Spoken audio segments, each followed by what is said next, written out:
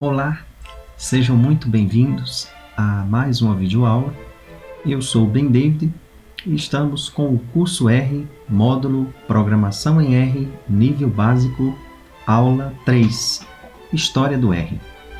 Nessa aula de hoje, nós iremos não só contar um pouco de como foi criado a linguagem R, mas determinadas características que são importantes para entendermos a diferenciação dessa linguagem com as demais. Essa videoaula de hoje, ela mais uma vez está disponível na página do próprio curso, que é bendavid.github.io/curso R. Se vocês quiserem acessar essa apresentação que nós estamos fazendo agora, você pode entrar na barra de navegação material, subseção básico, e aqui especificamente você vai ter acesso a todo o material. Aqui nós temos as videoaulas, em que a nossa apresentação de slide é a aula 3, e as demais sessões, quando você quiser acessar, basta vir no sumário e clicar a História do R, que é a nossa aula de hoje, né? Pois bem, então nós iniciamos essa aula mostrando a vocês a foto do que justifica o nosso próprio curso de estar falando da linguagem R, que são os criadores da linguagem, que é o Robert Gentleman e Ross Haka. Esses caras, inclusive, né, que é uma característica interessante, o nome da linguagem é devido às iniciais dos nomes deles, né, que é o R e o R. E aí, devido a esses dois professores, até então da Universidade de Auckland, da Nova Zelândia, estavam tentando desenvolver programas para que pudesse auxiliar as atividades da disciplina de estatística do Departamento de Estatística da universidade em que eles trabalhavam. E aí nasce em 1991 o projeto da criação do R. Esse projeto ele se baseia na linguagem S, que é uma linguagem até então, para a época, utilizada para análises estatísticas, como de uma forma geral, mas o que eles estavam buscando era tentar encontrar algo alternativo que não precisasse, vamos dizer, estar comprando licenças, vamos dizer, de softwares estatísticos, mas sim desenvolver materiais para o desenvolvimento de suas atividades. Nesse sentido, eles pegaram a linguagem S, viram que alguns problemas ou tentativas de melhorar essa linguagem poderiam ocorrer, e aí nasce esse projeto de criação da linguagem R. Então, nesse sentido, como alternativa da linguagem S, e tentando melhorar algumas características, eles também pegaram a semântica da linguagem Scheme. Então, a base da linguagem R, ela vamos dizer, um paralelo dessas duas linguagens. Ela tem o dialeto da linguagem S e ela tem a semântica da linguagem Scheme. Nós vamos ver algumas características interessantes que a linguagem R acaba incorporando baseado nessas duas linguagens. Uma coisa que a gente deve se atentar é que a linguagem S é uma linguagem, não uma linguagem pura, mas é uma linguagem interpretada, isto é, ela não é uma linguagem de baixo nível como a linguagem C ou Fortran. A base dela por trás, o código interno dela de desenvolvimento de rotinas pesadas, na realidade é a linguagem Fortran.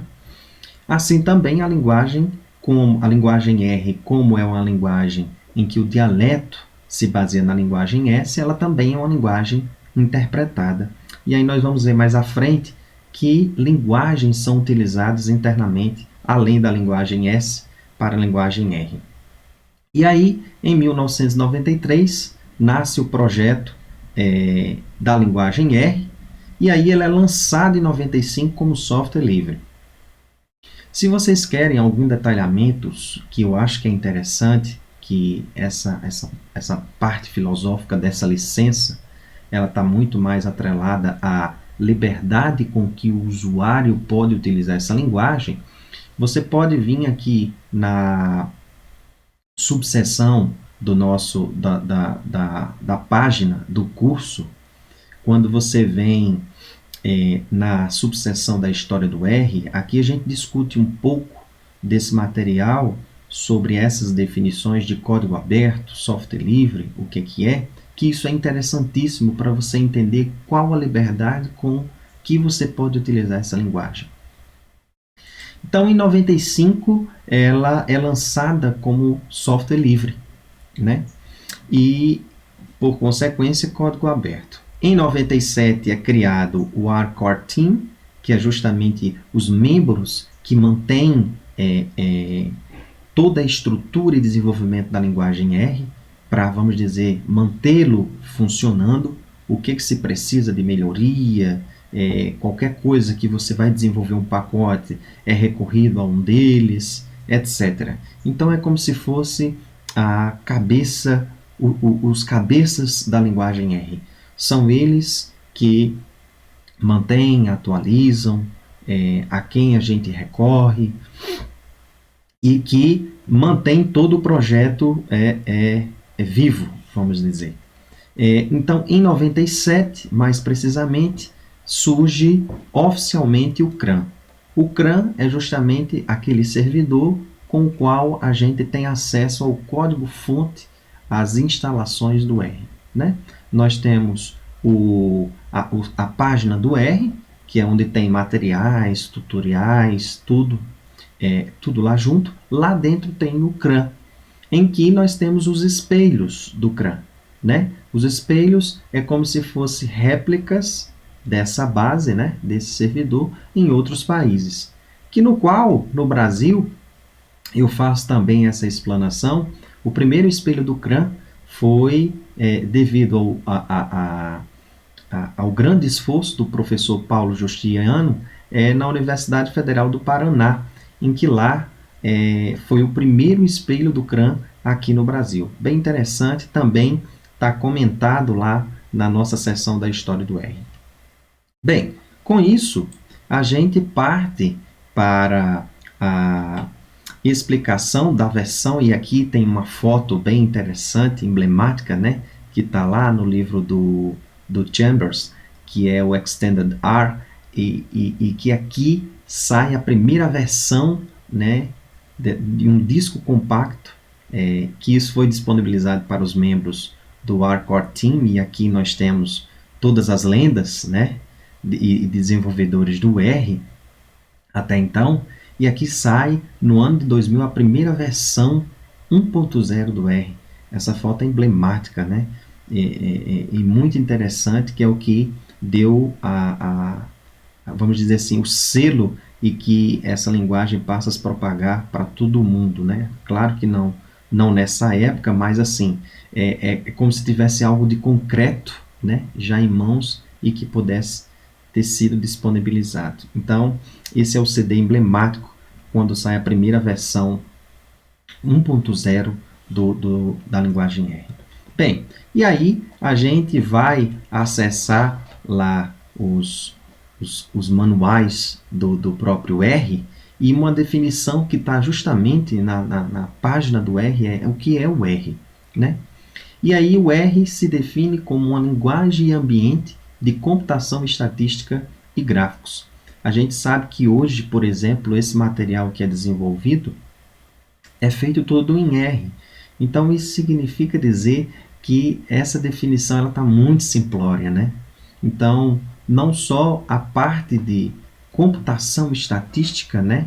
Mas na realidade ela tem por dentro implementada essa parte, mas muitas outras opções a gente consegue, como por exemplo a criação de uma página web, que é um objetivo que já está, vamos dizer, indiretamente ligado a parte da computação estatística.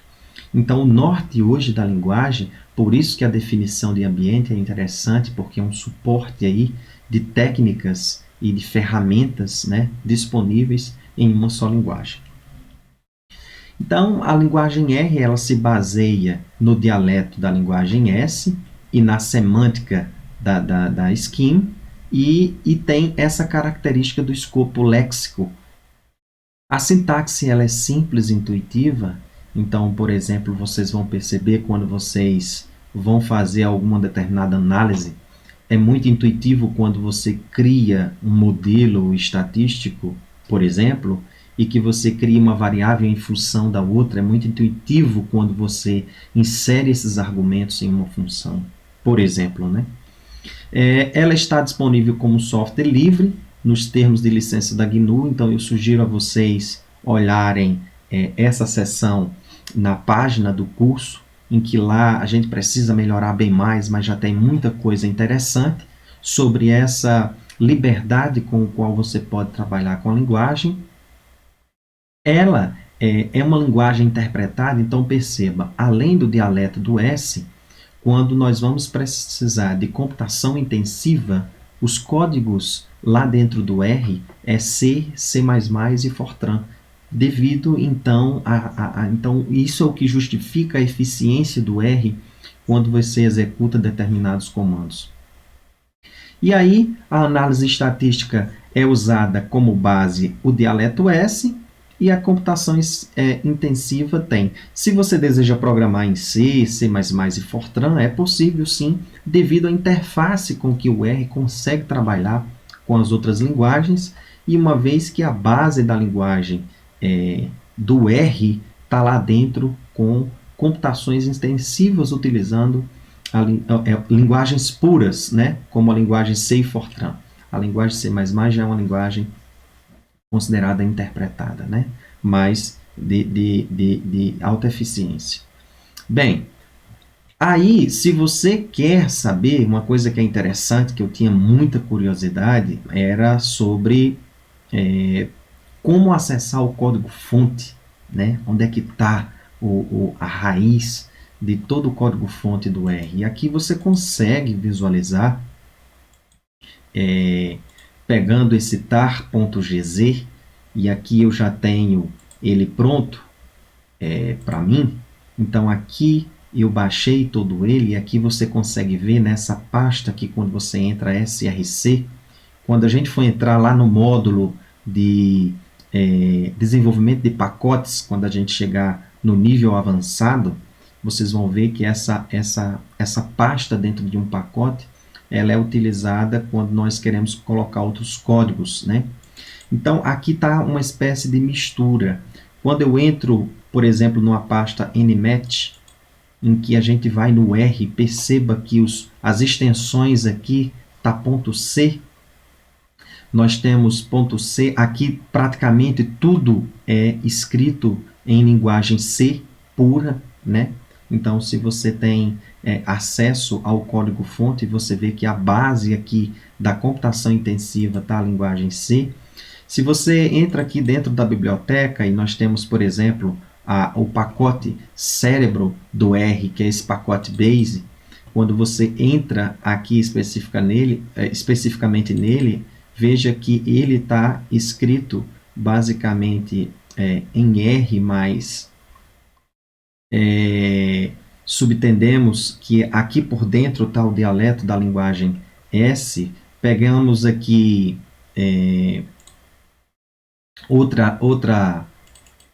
outro pacote que é interessante, que é o stats, né? E aqui a gente tem tanto o diretório R, que são os códigos em R, quanto o de outras linguagens, como a base aqui está Fortran, né? O .f e o .c, né? Que é em linguagem C. Então perceba que aqui a gente tem acesso a tudo que é feito internamente no R.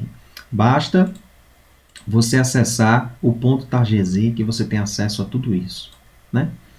Bem, então O termo ambiente, ele é preferível a software, não dizendo que software não possa ser utilizado, porque a base dele é a linguagem S, e a linguagem S também é um conjunto de ferramentas para se poder utilizar na parte de análise de dados. Então, ele não pode ser deixado também de ser chamado de software, né? Ele não pode ser deixado também de chamar, se quiser, linguagem, porque a linguagem S também é considerada uma linguagem, é considerado também uma linguagem, né? Mas o termo ambiente, uma coisa que é interessante, está lá nas bases das documentações do R, é que foi um sistema totalmente planejado, de um conjunto de ferramentas. A noção do software é como se fosse um incremento de ferramentas muito específicas e inflexíveis, ou seja, ela consegue fazer apenas isso, e é isso que eu consigo lhe servir. Esse dinamismo, esse um pouco de história que tem aí e por trás do que está, o que nós vamos ver é algo muito simplório ao longo desse curso, mas dando bases fundamentais para que vocês possam entender o que é que ocorre em todo esse processo da linguagem do R. Espero que vocês tenham gostado. Aqui, por fim, a apresentação, nós temos as referências que eu tirei do Extended R. É um livro um pouco alto para esse momento de nível de estudo que nós estamos fazendo agora, mas muitos exemplos e ponderações que o John Chambers faz lá, eu acho que é pertinente da gente discutir aqui. Se tiverem dúvidas, mandem para o nosso chat ou mande para o nosso e-mail, que nós tentaremos responder com certeza. Um abraço e até a próxima.